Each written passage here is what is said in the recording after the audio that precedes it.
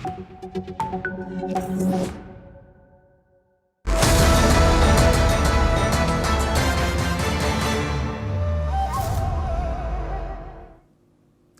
and welcome viewers, I'm Pia and you're watching the China Report on NewsX World. On that note, let's take a look at the headlines this hour.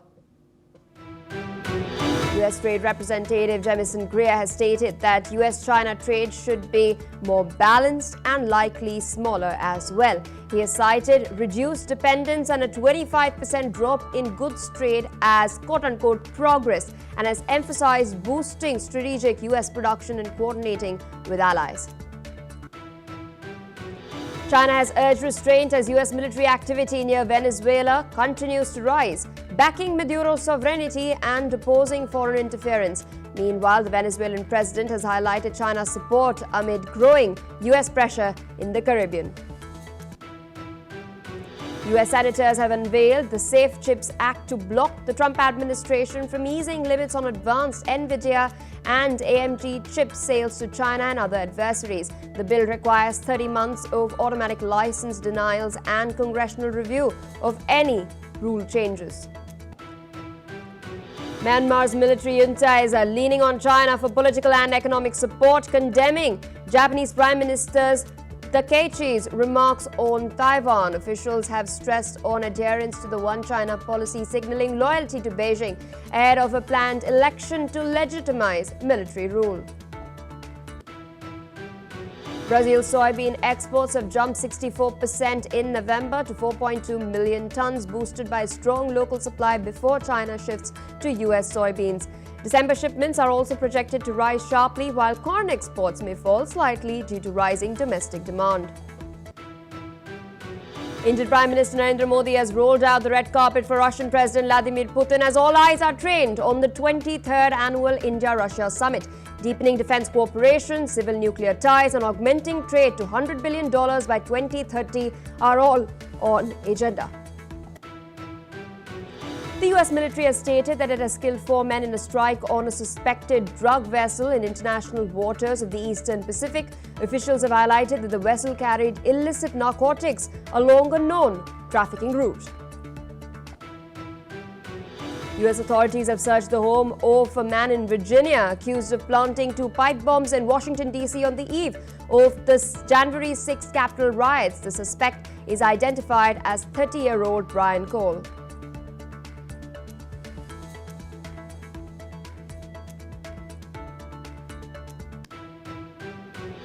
Well, viewers, those are the headlines and our top focus. US Trade Representative Jamison Greer has stated that US trade with China needs to be more balanced.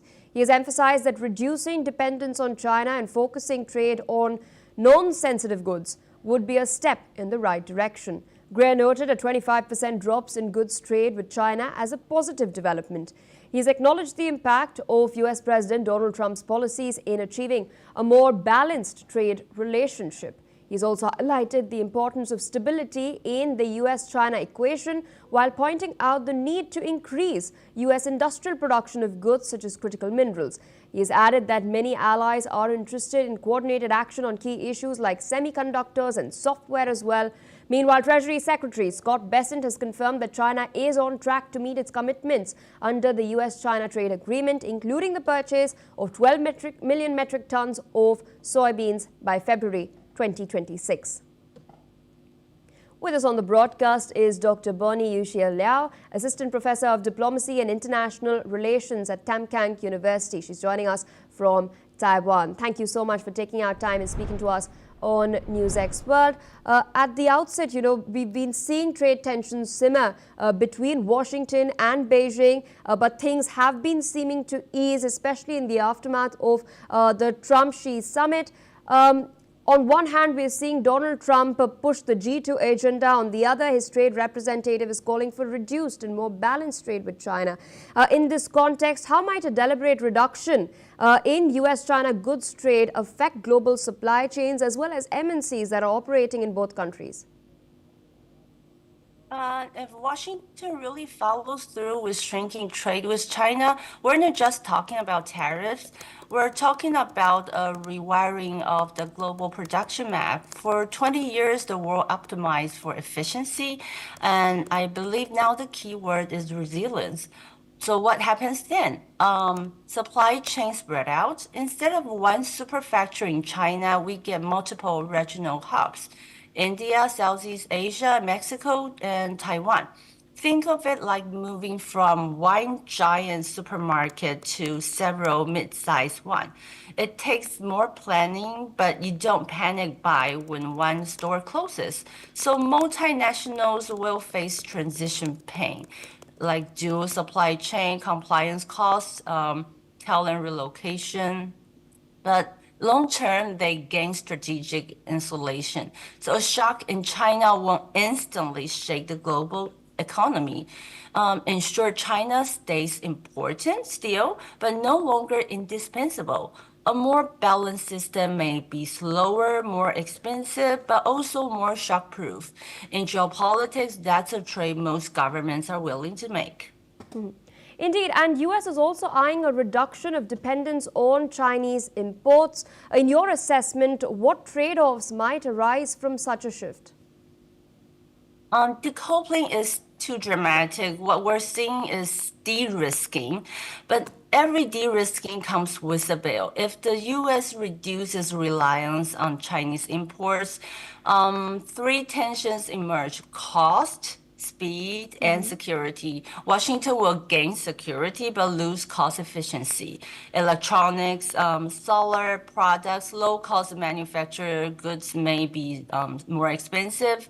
Meanwhile, emerging hubs like India, Vietnam will need time to match China's scale and the logistics depth.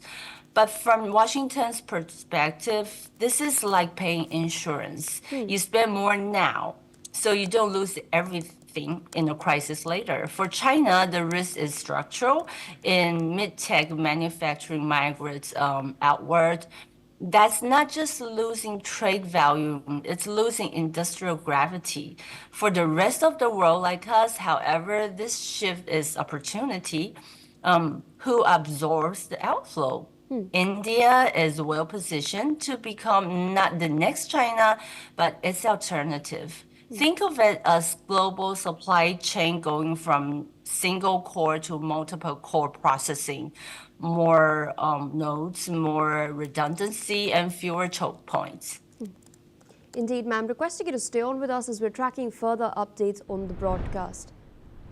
We are learning that a bipartisan group of U.S. senators have unveiled a bill that would block U.S. President Donald Trump's administration from loosening rules that restrict Beijing's access to artificial intelligence chips from NVIDIA and AMD.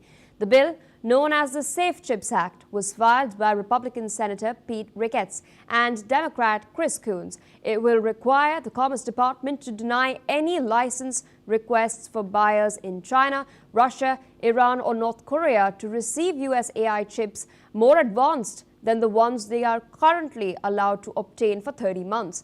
After that, the department will have to brief the US Congress on any proposed rule changes a month before they take effect. The bill comes as the Trump administration is mulling on green-lighting sales of NVIDIA's H200 artificial intelligence chips to China. In further developments, China has stated that it is working with several regional and international governments to prevent any military escalation in the Caribbean. Speaking on the Venezuelan crisis, the Chinese Foreign Ministry has added that it opposes all actions that go against the UN Charter and threaten national sovereignty and security of any country. It has also stressed that states that interfere in Venezuela's internal politics are not going to be acceptable under any pretext. These statements come as Venezuela has reported a massive and unprecedented US military presence near its territory. The United States has recently deployed its largest and most advanced aircraft carrier, the USS Gerald R. Ford, along with about 12,000 sailors and Marines as well. F-35s are also stationed in the Caribbean. Meanwhile, Venezuelan President Nicolas Maduro has in fact spoken on his weekly radio program. Amid all these developments, he has reaffirmed Venezuela's sovereignty and highlighted what he described as China's political support. Take a look. Cooperación política, diplomática, todos los días. China respalda públicamente el derecho de Venezuela al ejercicio de su soberanía y a la paz. Still with us on the broadcast is Dr. Bonnie Yushi Liao. Interesting development coming in. What do you make of the tone and the tenor adopted by Beijing, specifically the rejection of any sort of pretext for U.S. interference in Venezuela? Sorry, I can't hear your question. Yes, the tone and tenor that has been adopted by Beijing in rejecting any pretext for direct U.S. intervention in Venezuela. What do you make of the diplomatic rhetoric by China? Okay. Beijing's tone is classic strategic messaging, which is firm, moral sounding, but calibrated. By posing any pretext for U.S. interference, China presents itself as defender of sovereignty and global self-solidarity. It's a narrative that resonates in Latin America, however, where memories of U.S. intervention are long. Yet we should notice that Beijing didn't say, what they didn't say. No commitments of military support, no red lines. It's assertive rhetorically, but cautious and operationally. In diplomacy, we call this strategic ambiguity with cost control. China gets to challenge the U.S. narrative, protect its oil interests, and score soft power points, all without picking an actual fight. You might say Beijing wants influence, not entanglement, which is loud enough to be heard, but careful enough not to pay the bill. Indeed, you have mentioned the fact that there is no guarantee being given by China to Venezuela that it will back it. It's just a statement of solidarity at the moment. But we do know that China has its economic considerations with Venezuela, specifically its investments and the latter's oil reserves as well, which has prompted this statement in the first place. But with increasing U.S. pressure in the Caribbean, as I mentioned earlier, the Gerald R. Ford is deployed, F-35s are there as well. We've seen strikes on these so-called narcotics boats as well. How likely, in your assessment, is then a direct Chinese interference if U.S. does strike Venezuela? Well, the short answer is unlikely. China's stake in Venezuela is economic, not ideological. Oil, loans, mining rights, these matters to China. A war with U.S. in the Caribbean does not.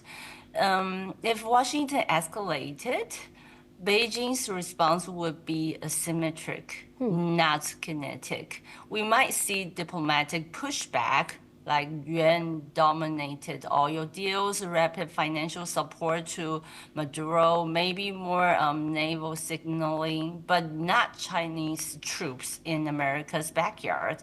Beijing doesn't gamble where the U.S. hold home field advantage. However, China would use such a crisis to advance a bigger project, multipolar financial order. More BRICS oil trade, more de-dollarization experiments, more narrative positioning against U.S. interventionism. So China may not fight the war, but it will certainly shape the aftermath. So in other words, if conflict breaks out, Beijing would rather write the sequel than act in the first act. All right, fair enough. With that, ma'am, I'd like to thank you for your analysis, your insights as well, putting all of this into context for our viewers. On that note, we shift focus to further updates coming in. We're now learning that reports have suggested that Myanmar's military junta has grown dependent on China for political and economic support. This, of course, comes as Myanmar's military-led regime has condemned Japanese Prime Minister Sanae Takaichi's comments on Taiwan, which were made last month. Analysts have stated that the junta's support for China on issues like Taiwan signals loyalty towards Beijing in order to secure backing for an election that the military hopes will legitimize its rule. In an interview with Chinese media, spokesperson for Myanmar's National Defense and Security Council, Zo Min-tun, has denounced Prime Minister Takaichi's remarks and reiterated that Myanmar had always firmly adhered to the One China principle. He's argued that the Japanese Prime Minister's position reflected neither remorse nor responsibilities for quote-unquote crimes committed by Japan across Asia.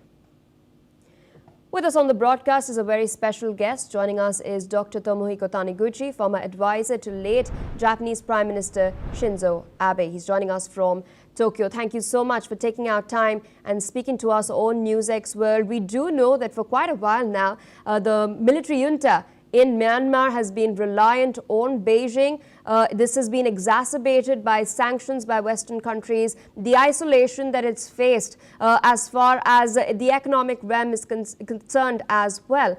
In light of this and the elections now coming up, what sort of messaging is the junta trying to send with regards to its loyalty? The military junta has presented the weakest link in the broader ASEAN chain. When you see the weakest chain in the broad chain, weakest link in the broad chain, the Chinese Communist Party and the Chinese government have been exploiting that possibility. So there is a set pattern, either in Asia, in South America, or in Europe even. It is the Chinese authority that's taking advantage of the weaknesses detected.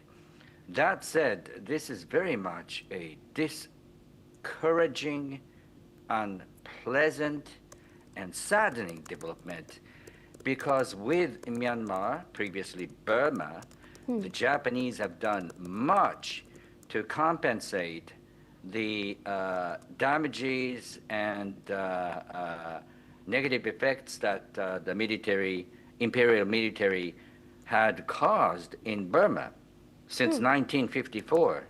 Recently, over the last 20 plus years, some 650, that's not a small number, 650 mid-career administrative officials from Naypyidaw government have been coming on a regular basis to Japan to undergo graduate studies. The number is second only to Vietnam. And also the treaty that was forged between the two governments to finally end the warfare was signed in 1954. That's among the oldest. Let me say just another thing. There is a symbolic project called Baluchian water electricity generator that sits right in the very much mountainous area close to the Thai border. So in that sense, what we have heard from junta's leader, may I say, is saddening for me. Absolutely. Why bring up historical grievances when, a lot is being done by Japan? You mentioned the training that is being given, the postgraduate training that is being given to these officials as well. Now, you also mentioned that China is exploiting Myanmar. What then are China's interests with an isolated Myanmar? And what are risks on Myanmar's ends for relying too heavily on Beijing? Myanmar at the moment is too isolated from the international community that the closeness with China would come only benefits to military junta, if not to the democratic protesters. But for China, Myanmar has posed for many, many decades one of the best geopolitical opportunities, because China could by bringing China closer to Myanmar, bypass the Strait of Malacca. And from Myanmar, Chinese economy, Chinese businesses could gain easy access to the Middle East area, from which China is importing a lot of raw materials. So that's the interplay you're looking at between Myanmar and China. Indeed, and we do know that Myanmar itself is embroiled in a civil war. The junta is now seeking domestic legitimacy as well by trying to conduct these elections. So how do you, at the outset, expect the elections to pan out, or is this just a sham exercise? Well, election itself does not promise anything. Good governance is key. And for that matter, the Japanese government, as well as some other Western governments, have tried to gradually let people in Myanmar grasp the benefits and fruit of good governance. But I have to say, it's been difficult for those attempts to produce tangible results. And it is also very much disheartening, may I say, since from the Japanese perspective, because in my understanding, it's been the Japanese aid givers, aid workers, that have tried very much hard to work with Myanmar, and they have never ever been condescendent with the local people. So we will see, but what we have just heard again from military leader is something of a discouraging sort of thing. Absolutely. And coming to the core issue itself, China, of course, has continuously been applying pressure on Tokyo, repeatedly trying to, in some ways, test Japanese Prime Minister Sanae Takaichi. We've also, in fact, seen that she's held her ground. She's obviously tried to take control of the narrative from the very first time that she met Xi Jinping. She came out and spoke to reporters, and Prime Minister Takaichi, in fact, highlighted that in a very transparent manner what exactly went down in that meeting. She highlighted that, yes, Taiwan was raked up, something that Beijing did not want to happen. So she tried to take control of that narrative. She's been known as a China hawk even before she came to the helm of affairs in Japan. What do you make of China's continued pressure? How long is this litmus test really going to carry on? I don't think this is a short-term hiccup. The Chinese are working on a long-term plan. Why do I say so? Because Xi Jinping spent 1/2 of the total amount of time that she had with President Trump when those two leaders made a telephone conversation. And using that 1/2 of the total time, she said just one thing: how criminal Japan is, trying to bring the clock to pre-Potsdam era. So the Chinese are trying to depict Japan still a war criminal. And using that narrative, then the Chinese seem to believe that the enemy state clause of the Constitution of the United Nations should be revitalized. If you succeed in that, the Chinese theoretically, could unilaterally attack Japan when Japan does something China does not want to see.